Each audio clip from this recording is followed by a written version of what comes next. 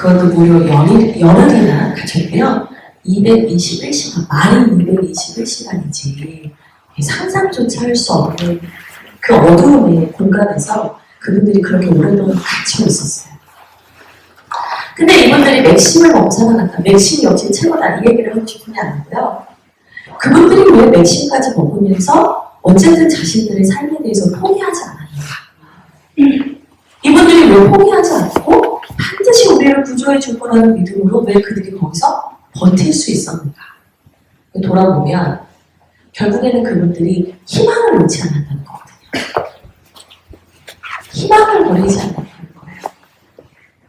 근데 나중에 인터뷰할 때 물어봤어요. 어떻게 해서 희망을 버리지 않으셨어요? 라고 했더니 뭐랄까, 그 막힌 데를 뚫어내는 그 폭발물, 다이너마이트 터지는 소리가 간헐적으로 펑 난다는 거예요. 낙심할 만하면 펑, 낙심할 만하면 펑. 그러니까 우리 반드시 부활하겠구나. 그래서 희망을 놓지 않았대요.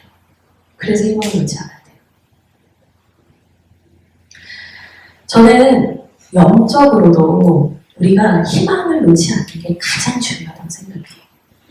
신앙생활을 하다 보면 너무 힘들 때가 많아요. 하나님이 나에게 관심이 없는 것 같을 때가 있어요. 하나님이 내 오랜 기도에 응답하시지 않는 것 같을 때가 있어요. 하나님이 내 인생의 문제에 대해서 전혀 관여하지 않는 것 같을 때가 있어요. 근데 포기할까? 내려놓을까? 이런 순간에 하나님께서 항상 우리한테 희망의 폭발음을 들려주세요. 근데 저는 그게 말씀이라고 생각해요. 내가 내려놓으려고 하면 말씀을 들려주세요. 다시 한번 내 마음에 주님이 희망을 주세요. 저는 오늘 이 시간이 그런 시간이 되기를 원해요. 저는 잠깐 왔다 가는 사람일 수 있지만, 그러나 이제 멀리서 기도하겠지만, 오늘 이 말씀이 우리 선생님들에게 주시는 하나님의 희망의 폭발음이 되기를 바라요. 여러분, 견디셔야 돼요. 인내하셔야 돼요. 성경을 보면 예수님께서 뭐라고 하시냐면, 끝까지 견디는 자는 구원을 받으리라. 끝까지 견디는 자는 구원을 받는다고 늘 말씀하세요. 그래서 신앙인에게 제일 중요한 게 뭡니까? 여러 가지 말할 수 있지만 저는 그 중에 가장 대표적인 것이 인내라고 생각해요. 견디는 거예요. 이걸 좀 더 다른 말로 하면요, 포기하지 않는 거예요. 요즘에 그 월드컵 이후에 이 젊은이들 사이에서 유행하는 말이 있는데 중꺾만 하는 말이 있어요. 뉴스에서도 쓰더라고요.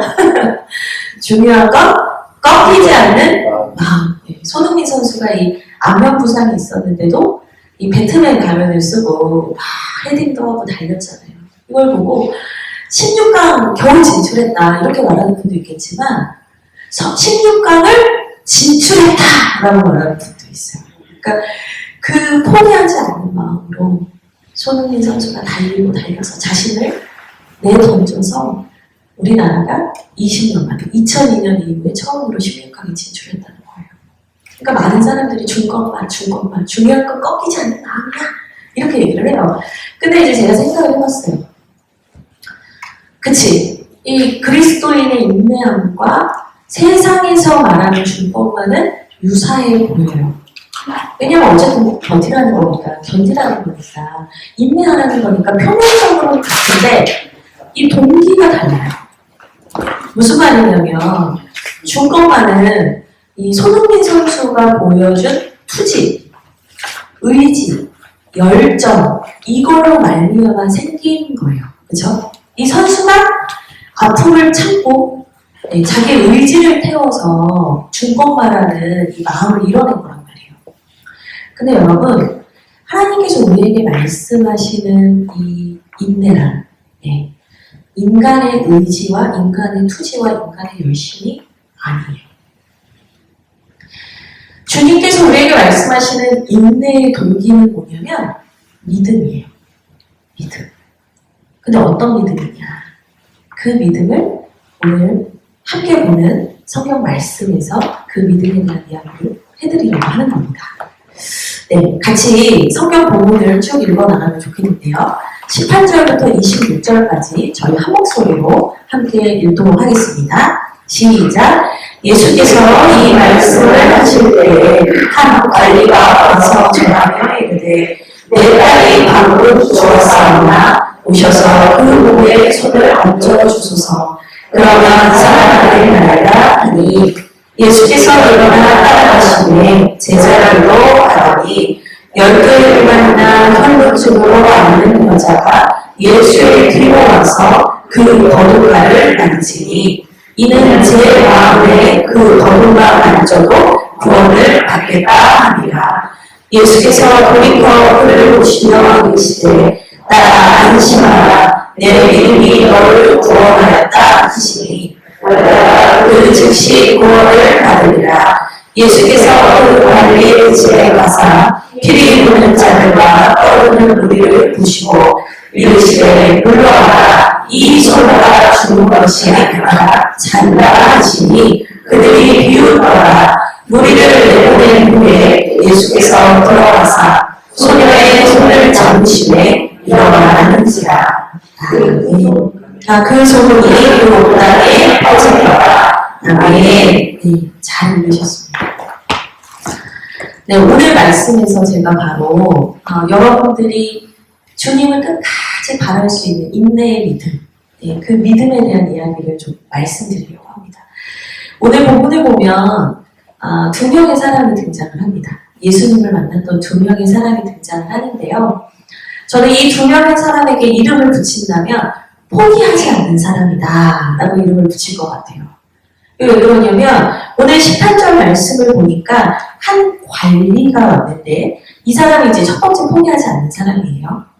근데 이 사람은 다른 성경, 이제 마가복음이나 누가복음을 보면 회당장이다라고 표현이 되어 있고 또 이 마가복음을 보면 회당장 야이로다라고 적혀 있는 사람이에요. 그러니까 한마디로 유대 종교 지도자였다는 거예요. 예수님은 이제 사람들에게 인기를 조금은 얻고 있지만 사실은 그냥 목수의 아들이었거든요. 근데 이 목수의 아들이었던 예수님께 한 지역을 다스리는 가버나움 회당을 총괄하는 회당장, 종교자 중에 탑 리더십인 사람이 온 거예요. 그리고 무릎을 꿇어요. 그러면서 무슨 얘기를 하냐면 18절 보세요. 내 딸이 방금 죽었사오나 오셔서 그 몸에 손을 얹어주소서. 그러면 살아나겠습니다. 이렇게 얘기를 하는 거예요. 지금 죽을 것 같아요가 아니에요. 방금 죽었어요. 근데 이 사람이 예수님을 찾아와서 무릎을 꿇고 구한단 말이에요. 제가 이걸 보면서 무슨 생각이냐면 이 사람 포기를 모르는 사람이에요.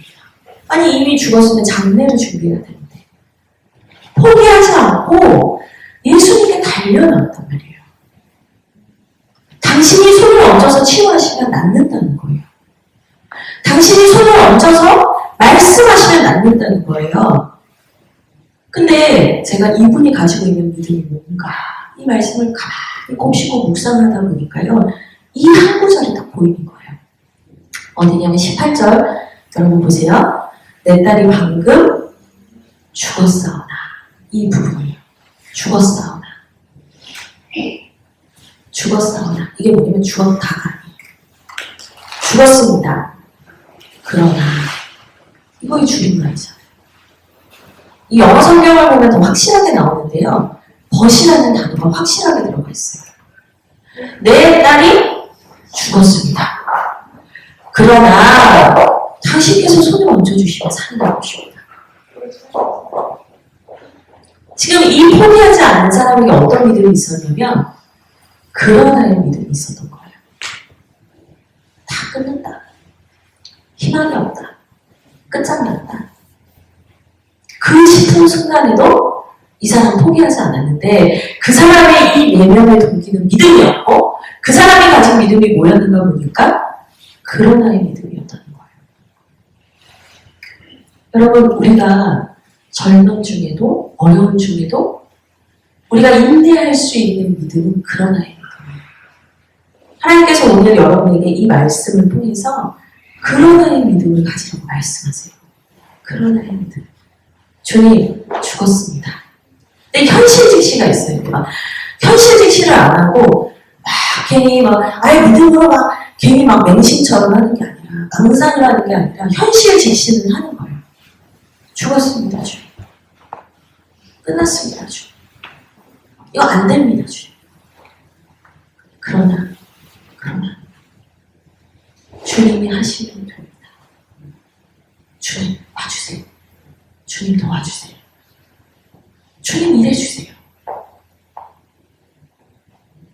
이 사람은 희망을 가지고 있었던 거예요. 근데 그 희망의 근거가 어디였냐면 하나님께 있었던 거죠. 예수님께 있었던 거죠. 그러나 주님 일해주세요. 제가 요즘에 이제 개척을 하고 나니까 개척할 때 많은 분들이 그 얘기를 해요. 미쳤냐? 제가 최근에 제일 많이 들었던 말이 미쳤냐는 말이었어요. 이렇게 어려운데 이렇게 힘든데 왜 개척하시는 거예요? 그리고 이제 양조 옥정 신도시 이렇게 얘기하면 거기 시골 아니에요? 막 이렇게 얘기해서 아니 시골이라뇨. 시골 몰라. 근데 저도 서울에서 태어나서 서울에서만 자랐고 저는 한 번도 서울을 떠나본 적도 없는 사람이었고 양조 옥정이라는 곳에 가서 살아본 적도 없는 사람이었어요. 하나님께서 가라고 하셔서 간 거예요. 근데 여튼 사람들이 볼 때는 뭐 좀 지리적으로 입지적으로도 좀 좋은 데를 가셔야 되고 그리고 사실 되도록이면 개척은 안 하시는 게 좋아요. 안 하시는 게 좋아요. 이렇게 얘기한단 말이에요. 한 분은 어떤 목사님 저한테 굳이 연락하셔가지고 그동안 그렇게 연락이 없다가 굳이 연락하셔가지고 지금이라도 다시 생각해라. 돌이켜라. 그만 보라. 그런 얘기 하시더라고요. 근데 하나님께서 제 마음 가운데 그런 아이를 믿음을 주셨어요. 교회가 지탄받고 욕먹고 어려운 시대라 해요. 그리고 사람들이 쉽게 갈 수 있는 곳이 아니라 해도 그러나 하나님이 함께 하시면 된다는 마음 주시죠. 물론 그 과정이 쉽진 않았어요. 너무 많은 눈물을 흘렸고요. 뒤돌아서서 하나님 앞에 매달리면서 울 때도 많았어요. 근데 그런 아이의 믿음이 있으니까 딴 데 가서 우는 게 아니라 주님 앞에 가서 울더라고요.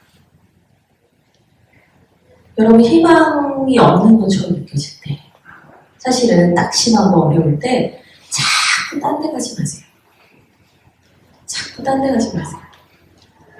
가서 막 얘기한다고 해결되지 않잖아요. 그쵸? 주님 앞에 와서 엎드려 오시는 거예요. 그리고 그런 아이의 믿음으로 고백하세요. 주님 저 끝장났고요. 막막하고는 답이 안 보이고 어떻게 해야 될지 모르겠는데 그러나 주님이 하시면 됩니다. 이 믿음으로 기도하라는 거죠. 이 사람의 믿음을 통해서 오늘 우리에게 가르쳐 주시는 거죠. 너희도 희망을 가져라. 포기하지 마라. 주님이 여러분을 위로하십니다. 여러분을 응원하십니다. 그런 아이의 믿음으로 더 나오고 더 성장하고 그 믿음으로 더 크게 깨치고 나오라고 말씀하십니다. 네. 그리고 오늘 말씀에는 이 한 관리뿐 아니라 또 한 명의 사람이 그런 아이의 믿음을 또 가지고 있어요. 누구냐면 오늘 말씀 20절에 나옵니다. 같이 한번 읽어보겠습니다. 시작! 12해 동안이나 혈류증으로 앓는 여자가 예수의 뒤로 와서 그 거독가를 만지니 21절도 같이 읽을까요? 이는 제 마음에 그 거독만 만져도 구원을 받겠다 하니라. 아멘. 이번에 두 번째로 포기하지 않는 사람이 나와요. 이번엔 이제 여인이에요. 근데 이 여인은 어떤 사람이냐면 12회나 혈류증을 앓았다는 거예요. 이 혈류증이 뭔가 다른 성경 이제 사본을 보면 뭐 하혈증이라고 부르고요. 또 뭐 성경 사전이나 뭐 이런 주석서를 보면 뭐 자궁 내막증이나 자궁암이 아니었겠냐 뭐 이런 얘기를 하기도 합니다. 어쨌든 여성의 생식기 자궁에 문제가 있어서 계속적으로 하혈을 하고 피를 흘리는 병에 걸려 있었다는 거죠. 근데 그게 무려 12년이라는 거예요. 12년. 그러니까 성경에서 10이라는 숫자는 완전 수거든요. 그러니까 이 사람이 정말 일어설 수 없는, 나을 수 없는 심각한 그리고 불가능한 치유가 불가능한 병에 있었다라는 말이에요. 그리고 이제 여성분들은 아시겠지만 한 달에 한 번 그런 생리 주기를 겪을 때도 얼마나 어지럽습니까? 예, 빈혈이 있잖아요. 근데 12년을 내리 피를 흘렸다고 생각해보세요. 그 사람의 모습이 어땠을까? 저는 이제 감히 상상하는데 파리하게 말라서 예, 핏기도 없고 정말 이게 사람인가 아니면 죽은 건가 싶을 정도의 상태였을 거라고 생각을 해요. 누가복음을 보면 이 여인에 대해서 뭐라고 하냐면 5장 26절에 의사들에게 다 가봤는데 아무도 못 고쳤다. 돈도 다 허비하고 아무도 고칠 수 없는 병이었다라고 얘기를 해요. 절대 절망의 순간이 있었어요. 근데 이 여인도 그러나의 믿음으로 예수님께 나왔어요.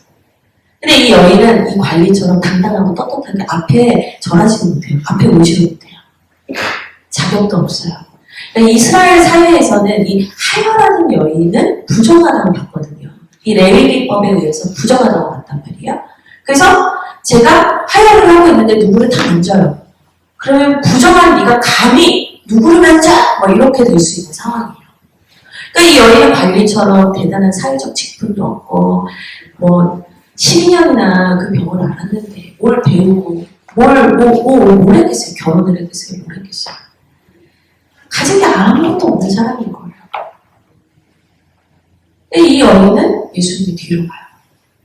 차마 예수님이 앞에 오지도 못해요. 근데 이 여인이 무슨 그런 아이 믿음이냐? 부정한 사람이 정결한 사람을 만질 수 없는데 그러나 예수님은 그러나 나를 하게 해주실 거예요. 그 믿음이 있으니까 그러나의 믿음이 있으니까 뒤로 가서 주님 옷가라도 잡은 거예요. 이 한글 성경에는 가생이라고 나와 있지만 사투리인가요? 가생이? 가생이라고 나와 있지만 이 다른 성경, 영어 성경을 보면 뭐라고 하냐면 프린지라고 돼 있어요. 이 술 같은 거 있죠. 옷장식. 옷도 아니에요. 옷 장식 그 끝에 달린 프린지 술을 맞지. 그 술에 있는 살짝 터치는 터치. 이게 움켜진 것도 아니에요. 왜냐면 예수 지금 이동하고 있거든요. 옷을 막 이렇게 움켜지면 누가 이럴 수 있잖아요. 제가 가끔 차에서 내릴 때 안전벨트 앞으로 내리면서 누가 이럴 때 있거든요. 누가 잡으면 못 가요. 근데 이 여인이 만진 정도는 뭐냐면 잡은 것도 아니다는 거예요. 터치했다. 진짜 옷가락 이렇게 터치하는 거예요. 그래도 주님이 나를 낫게 하실 수 있습니다. 그런 나의 믿음이 있었다. 그런 나의 믿음. 그래서 성경을 보면 뭐라고 하냐면 즉시 그 피가 멈췄다. 또 이 마태복음이 아니라 마가나 누가복음이 뭐라고 하냐면 혈류의 근원이 멈췄다라는 표현이 나와요. 여러분 이 그러나의 믿음이 이렇게 위대한 거예요. 여러분 신앙의 위인들을 보세요. 어려움이 없었던 사람이 없고 아픔이 없었던 사람이 없어요. 근데 그러나의 믿음이 있었던 거예요. 제가 개척하면서 있었던 이야기를 또 하나 해드릴게요. 저희가 이제 교회 자리를 알아보러 다니는 중이었어요. 작년 이제 가을쯤부터 이제 교회 자리를 알아보는데 사실 저는 집에서 그냥 개척하려고 했어요. 왜냐면 이제 같이 개척하시는 분들에게 너무 경제적 부담을 드리고 싶지가 않아가지고 사람이 어느 정도 모이면 뭐 알아보면 알아보지 뭐 집에서 하면 되지 뭐 초대교회는 다 가족교회였어 막 이런 거 있어서 사실 교회 공간을 구하는 게 저한테 오히려 부담이었어요. 별로 구하고 싶지 않았어요. 그냥 만약에 구한다면 뭐 요즘에 공유 오피스 많잖아요. 뭐 렌트하지 뭐 이런 마음이 되게 강했단 말이에요. 근데 건물을 구해야 되는 상황이 된 거예요. 그래서 저희가 가지고 있는 재정이 되게 작았어요. 근데 이제 문제는 옥정 신도시가 시골 같아요. 뭐 좀 가보시면 화려한 네온스니까 계획도시이기 때문에 예.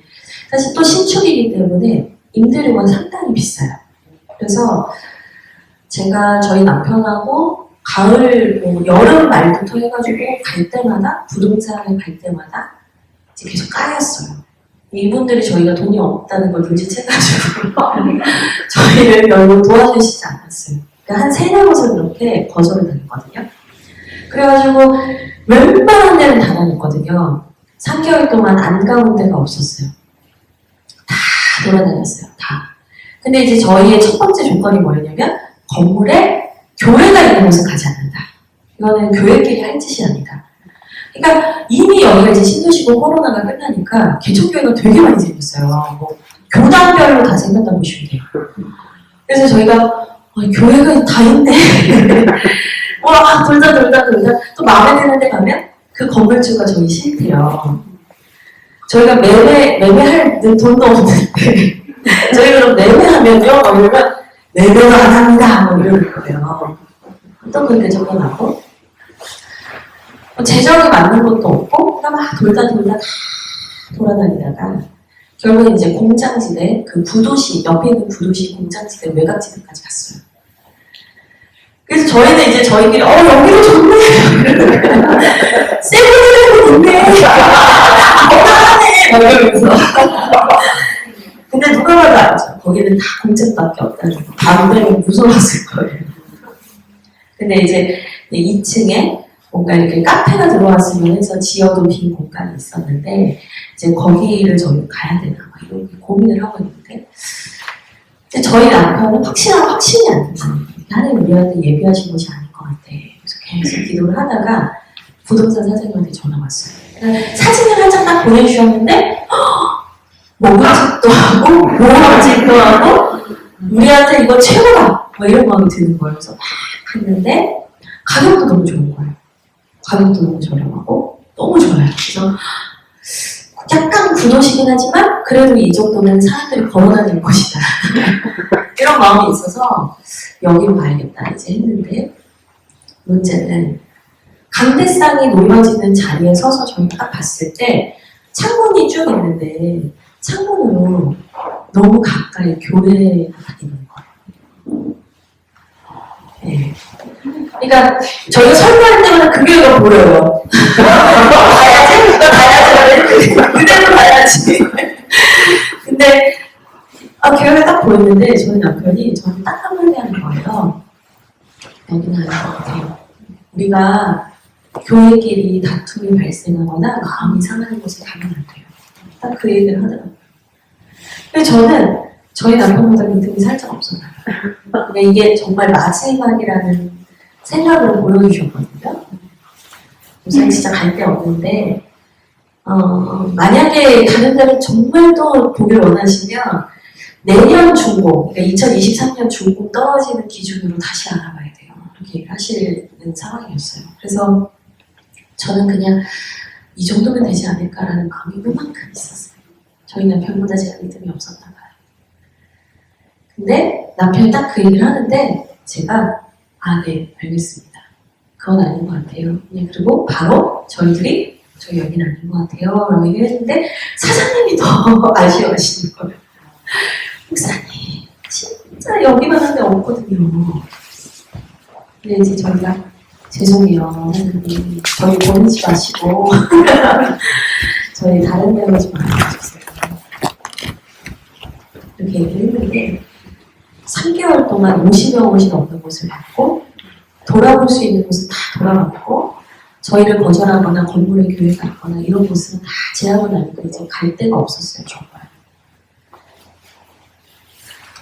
근데 마지막으로 하나 생각났던 데가 있었어요. 저희가 봤던 곳 중에 하나였는데 거기는 뭐 저희가 들어가고자 들어갈 수 있는 딱 하나가 걸렸어요. 그게 뭐냐면 월세가 비싼 곳이었어요. 보증금가. 그러니까 저희가 가지고 있는 돈의 2배가 필요했고 보증금이 월세는 저희가 생각했던 거의 2배였어요. 그러니까 저희는 이제 애저녁에 여기는 안 돼라고 생각했던 곳이었거든요. 근데 하나님 거기를 생각나게 하시는 거예요. 그리고 하나님께서 저한테 여기를 계약하고 구하라는 거예요. 제가 처음에 말씀드렸잖아요. 저 같이 대척하는 분들 경제적 부담 드리기 싫어서 집에 살려고 했던 사람이었던 거. 근데 2배라니요. 주님 2배라니요. 이게 말이 2배지. 이걸 매달 어떻게 저희가 감당하겠어요. 근데 주님이 여기로 하라는 마음을 너무 많이 주시는 거예요. 근데 만약에 이제 여기를 또 내려놓으면 저희는 갈 데가 없었어요. 개척한다고 다 말해놓고 사인 얘기 다 해놨는데 그냥 진짜 집에서 개척해야 되나까지 마음이 가 있었거든요. 근데 주님이 저에게 그러나의 믿음을 말씀하시더라고요. 이거 돈이 없지. 그러나 주님은 하실 수 있습니다. 네가 이거 감당할 수 없지. 그러나 하나님 하실 수 있습니다. 주님 저에게 고백하게 하시더라고요. 그래서 그때 저희가 딱 10%, 그 보증금은 10% 계약금이 있었거든요.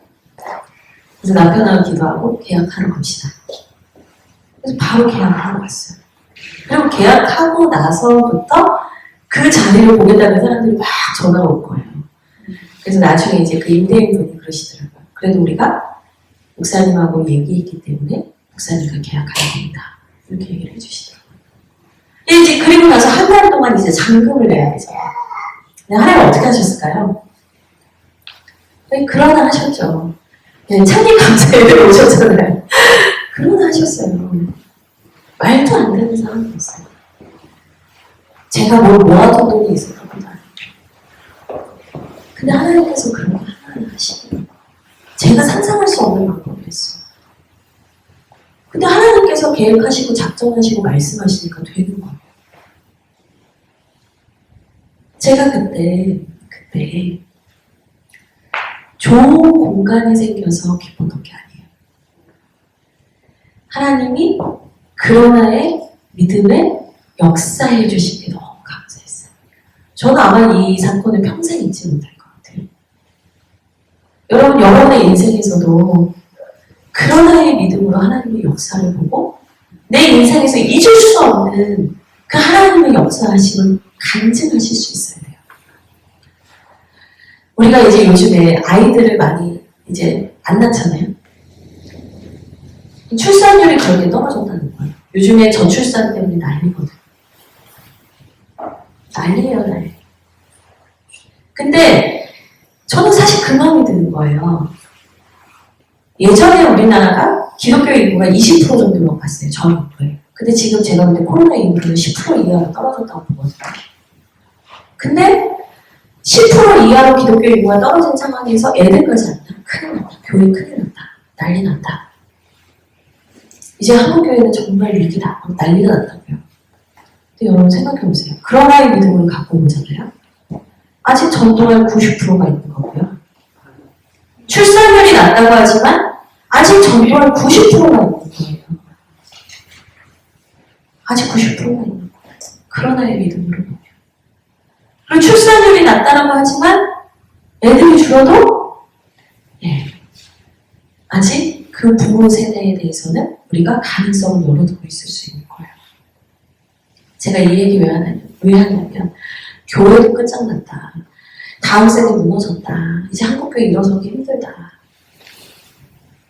지금 우리 눈앞에 보는 것도 아이들이 줄고 있다. 이런 얘기를 계속 해야 되지만 사실은 그러나의 믿음으로 그 상황을 보고 주님께 구할 때 주님은 우리가 생각하지 못한 방법으로 도움을 주세요. 역사하신단 말이에요. 얘네들이 다 어디서 왔나 싶게 그 아이들 보내주신단 말이에요. 근데 여러분, 여러분의 인생에서 교사로서든 여러분 개인의 인생에서든 그러나의 믿음을 경험하는 일이 있어야 돼요. 그게 없으면 우리 앞으로 살아가는 삶은 더 힘들고 더 어려울 수밖에 없어요. 이 둘 중에 하나가 돼요. 제가 볼 때 앞으로는 돈이 많든지 믿음으로 살든지. 그럼 우리 믿음으로 살아야죠. 그러나의 믿음으로 살아야죠. 목회자들이 먼저 그러나의 믿음으로 살아야죠. 안 된다, 어렵다, 불가능하다. 그 즉시 하라니까요. 현실 즉시 하셔야 돼요. 그러나 주님은 하실 수 있습니다. 여러분의 가정에 대해서도요. 주님, 제 자녀가, 제 남편이 변하지 않아요. 도무지 나아갈 길이 보이지 않아요. 주님, 제가 이 대출 빚을 갚을 방법이 없어요. 주님, 마이너스 통장도 끝에 왔어요. 근데 우리가 그러나의 믿음으로 나가면서 그 절망의 끝에서 역전하시는 하나님을 내 인생에서 경험해야 된단 말이에요. 여러분, 그 믿음이 있으면 앞으로 신앙생활을 하고 살아가는 게 즐거운 거예요. 재밌는 거예요. 이번엔 하나님 또 어떻게 하시는지 봐야겠다. 또 뺀장이 생겨요. 하나님 하시면 되는데. 하나님 일해주세요. 기도가 달라져요. 담대해져요. 기도의 영역이 넓어져요. 지경이 넓어진단 말이에요. 여러분, 이 말씀에서 되게 중요한 게 있어요. 뭐냐면, 제가 설교 제목을 2명의 딸이라고 했는데, 지금 이 관리의 딸을 고치러 가던 중에 이 혈류병 걸린 여인이 나왔거든요. 제가 이 본문을 묵상하면서 하나님께서 저에게 주신 마음이 뭐냐면, 여러분, 유치부와 하나님의 나라와 교회를 위해서 여러분 그러나의 믿음으로 나가잖아요. 그럼 가던 중에 길에서 여러분의 삶도 회복된단 말이에요. 연결되어 있단 말이에요. 교회에서는 그러나의 믿음인데 내 삶에서는 쭈구리의 믿음으로 사는 사람은 없어요. 어느 한 곳이든 거기에서 그러나의 믿음을 경험하면 내 삶의 다른 영역에서 이 그러나의 믿음이 작동해요. 길 가다가 치유받았잖아요. 여러분이 정말 이 다음 세대와 중학교, 유치부와 중학교에 대해서 맨날 냉소하고 뭐가 이랬대, 이번엔 이랬대, 이건 별로야, 저건 별로야. 이게 아니라 주님, 그러나의 믿음으로 이 교회 가운데 부흥을 주십시오. 역사해 주십시오라는 믿음으로 여러분께서 그러나의 믿음으로 한 마음이 돼서 나가잖아요. 여러분의 인생 가운데 그 믿음이 같이 흘러가서 작동하는 말이에요. 분리되어 있다고 생각하시면 안 돼요. 절대로. 우리 주님은 2명의 딸을 같이 구원하셨어요. 이 어린 소녀만 구원하신 게 아니에요. 이 어린 소녀와 동시에 그 과정에 있던 한 여인을 구원하신 거예요. 저는 아이들만 하나님이 부흥 주신다고 생각하잖아요. 절대 그런 일은 없어요. 먼저는 교사의 부흥이고 두 번째는 아이들의 부흥이에요. 이건 같이 연결될 수밖에 없어요. 그러니까 여러분, 그러나의 믿음으로 쓰셔야 되는 거예요. 그러면 이게 순환이에요. 교사들이 그러나의 믿음으로 쓰면 아이들이 그러나의 믿음으로 일어나요. 그럼 다시 교사들이 다시 그러나의 믿음으로 더 큰 교회를 위해 기도하고 나라를 위해 기도하고 열방을 위해서 기도하면서 이 순환이 일어난단 말이에요. 시작은 작은 말일 수 있어요. 사실 오늘 보면은 이 한 갈매기는 와가지고 절도 하고 말도 해요. 근데 이 여인은 어떤 줄 아세요? 21절. 이는 제 마음에 말도 못했어요. 입 밖으로 뱉지도 못했단 말이에요. 마음에. 그 마음으로만 그걸 먹었는데도 예수님이 일하셨다. 예수님이 누구보다 그 마음을 원하신다. 저는 이걸 사실 더 궁극적으로 얘기하면 오늘 본문에서는 포기하지 않은 사람이 2사람 나올 것 같지만 여기에서 가장 큰 열망과 열정으로 포기하지 않으신 분이 예수님이에요. 그 마음만 먹기를 보고 계시다가 먹는 순간 돌아온단 말이에요. 이 다른 성경 본문을 보면 이 사건에 대한 다른 본문을 보면 사람들이 너무 예수님 주위에 많아요. 막 밀어주고 막 예수님 막 거의 휩쓸려가는 상황이에요. 근데 예수님 누가 나 만졌다 그러시거든요. 그러니까 이제 베드로가 제자들이 예수님 지금 사람이 다 둘러싸가지고 우리가 밀고 있는데 누가 만졌다니요. 이렇게 얘기한단 말이에요. 근데 예수님이 내 능력이 나갔다. 그럼 돌아오셔서 그 여인을 얘기하시거든요. 이게 뭘 얘기하는 거냐면 예수님께서 그 여인이 그 마음을 먹고 다가오기를 예수님이 먼저 기다리고 계셨던 거예요. 예수님 포기하지 않았던 거예요. 그 여인. 그리고 이 예수님의 집요함이 나타나요. 22절입니다. 같이 읽겠습니다. 시작. 예수께서 돌이켜 그를 보시며 이르시되 따라 안심하라. 내 믿음이 너를 구원하였다 하시니 여자가 그 즉시 구원을 받으리라. 아멘. 예수님은 뭐가 집요하냐면요. 제가 이제 자기 몸에서 능력이 나간 거 아시잖아요. 그럼 그 여인 병만 낫고 보내도 돼요. 근데 예수님 굳이 제 이 총각을 다투는 이때 이 여인을 찾으시고 돌아보시고 이 여인에게 말씀하세요. 따라. 딸이 아니잖아요. 그냥 이름 모를 여인이잖아요. 그 주인이 따라 불러요. 그 말 한마디에 이 여인은 그동안의 서러움과 고통과 외로움과 눈물이 다 씻겨졌을 거예요. 안심해라. 네 믿음이 너를 구원한다. 예수님이 포기하지 않는다. 예수님이 집요하게 그 여인을 끝까지 찾아내셔서 그 여인에게 병의 치유뿐 아니라 전 인격적인 회복을 임하게 하실 거예요. 영혼을 구원하실 거예요. 이 여인은 그냥 병만 나도 돼요. 근데 예수님 그게 아니에요. 더 큰 회복을 원하셨어요.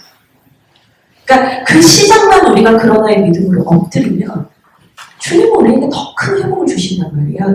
나는 이 정도면 돼, 난 이 정도면 적당해라고 하는데 주님은 그 정도가 아니에요. 주님은 끝장을 봐야 돼요. 그분은 끝까지 하세요. 그분은 완전하게 하세요. 그분은 완벽하게 하세요. 그분은 대충이 없어요. 그분은 모든 것을 완전하게 이루시는 분이에요. 적당히 대충 여기까지만 해도 괜찮습니다. 이건 무리죠. 그건 아니에요. 그건 절대 포기하지 않아요. 그러니까 여러분 주님께서 끝났다라고 하시기 전에는 끝난 게 아니에요. 주님께서 끝장났다라고 선언하시기 전에는 끝장난 게 아니란 말이에요. 주님은 계획이 있어요. 여러분 그 믿음으로 여러분의 인생과 이 유치부를 들고 나가서 그러나의 믿음으로 기도하셔야 돼요. 그리고 또 예수님께서 얼마나 집요하신가, 얼마나 확실하신가, 이 보면은요, 24절. 23절 보면 이제 이미 그 장례식을 준비하는 악기 연주하는 사람들이 와 있단 말이에요. 24절에 예수께서 물론 이 소녀가 죽은 것이 아니라 잔다 하시니. 근데 이제 제일 중요한 게 그 뒤에요. 그들이 비웃더라. 그러나의 믿음이 없는 사람들이 볼 때는 이 예수님의 말이 말도 안 된다고. 장난하나. 저 사람은 정신 나가나. 헛소리 한다. 이런다고요. 근데 예수님이 얼마나 집요하신가? 그 비웃음과 코웃음을 뚫고 나가세요. 근데 여러분 우리 돌아보면 조금만 자존심 상하면 조금만 힘들면 조금만 억울하면 우리 에이 마라 됐어 그만해 치워 됐어 여러분 이런 마음 가지실 때 많지 않으세요? 누군가가 나를 조롱하고 내가 코웃음 치는 걸 누군가가 나한테 조롱을 하고 코웃음 친다. 우리 너무나 빨리 내려놓지 않아요? 금방 돌아선다. 근데 주님은 안 하고 나가세요. 우리는 자존심 묻어내요. 우리는 주님한테 나 상처 받았다고 주님 나한테 상처 주신다고 자존심 묻어내요. 근데 주님은 우리를 구하는 일에 자존심 같은 거 없어요. 안 한 건 아니에요. 주님 우리를 반드시 끝까지 집요하게 살리시고 구원하세요. 주님의 성품이 우리의 성품과 같았다면 여러분 여기에 있는 우리 중에 그 누구도 구원받을 수 없었을 거예요. 근데 그분은 자존심 그런 거 없어요. 네가 감히 날 비웃어 이런 거 없단 말이에요. 그러니까 그 하나님의 아들이시고 하나님이신 그분께서 십자가의 모든 조롱을 감당하셨겠죠. 그건 중요하지 않아요. 내가 수치당하는 거, 내가 십자가에 달리는 거, 더 중요한 게 뭐예요? 우리 살리는 거. 그래서 히브리서 12장에서 말씀하시잖아요. 그분은 잠깐의 수치를 다 감내하셨다. 왜? 우리를 살리시려고요. 여러분, 그분이 포기하시지 않는데 하나님의 아들이시오 하나님이신 그분이 우리를 포기하지 않고 우리를 끝까지 지루하게 구원하시기 위해서 따라오시는데 왜 여러분이 여러분의 인생을 포기하세요? 우리가 우리 아이들에게 줘야 하는 믿음은 뭔가? 그런 나의 믿음 아닙니까? 지금은 그래도 이렇게 어른들이 모여서 하지만 우리 아이들이 자랐을 때는 교회에 진짜 사람이 없을 수도 있잖아요. 그리고 또 그 아이들이 그렇게 되지 않으려면 우리가 어떻게 해요? 끊임없이 복음의 씨를 뿌리면서 앞으로의 교회가 무너지지 않도록 우리가 그런 아이 믿음으로 나가야죠. 또 우리 아이들도 설령 어려워지는 시대가 온다 해도 어떻게 해야 돼요? 그런 아이 믿음으로 일단 100으로 살게 해야죠. 사람이 많다고 변하는 게 아니더라고요. 사람이 많다고 변하지 않아요. 여러분, 이 가나안 땅에 들어갔던 12 정탐꾼 기억하시죠? 그 12 정탐꾼 중에 저들은 우리의 답이라고 했던 사람 2명, 여호수아와 갈렙이었고 나머지 10명은 다 부정적인 얘기예요. 우리는 진짜 메뚜기다. 막 울어요. 여러분, 근데 저는 항상 그 생각해요. 만약에 10명이 여호수아와 갈렙과 같은 고백을 했고 2명이 부정적 보고를 했다면 어땠을까요? 전혀 다른 역사가 일어났겠죠. 영적 분위기가 다르니까.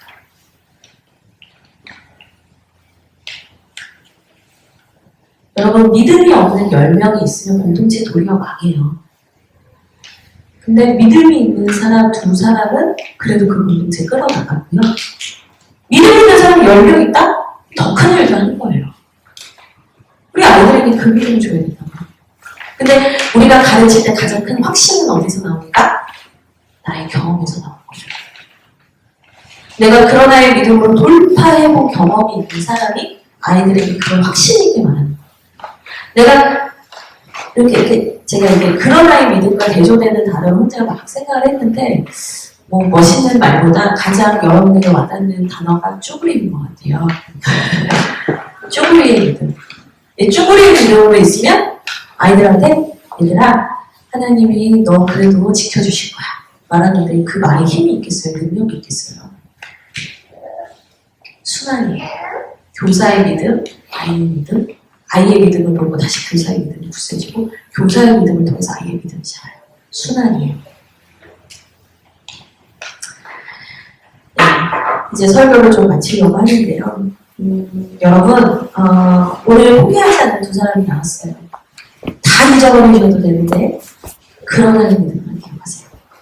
그리고 그런 아이의 믿음으로 기도하시고 그런 아이의 믿음으로 선포하시고 그런 아이의 믿음으로 대화하셔야 돼요. 그리고 이런 우리보다 더 강한 열망과 열정으로 포기하지 않는 분인데 누구다? 예수님이다. 네, 예수님 절대 포기하지 않아요. 예수님이 너 끝이라고 하기 전에는 네, 우리 자존심 부리면서 감히 끝이라고 말하면 안 되죠. 그 열정, 그 주님의 구원의 열정을 우리가 따라가야 됩니다. 여러분 힘드셨죠? 많이 어려우셨죠? 네, 잘 견디셨어요. 잘 버티셨어요.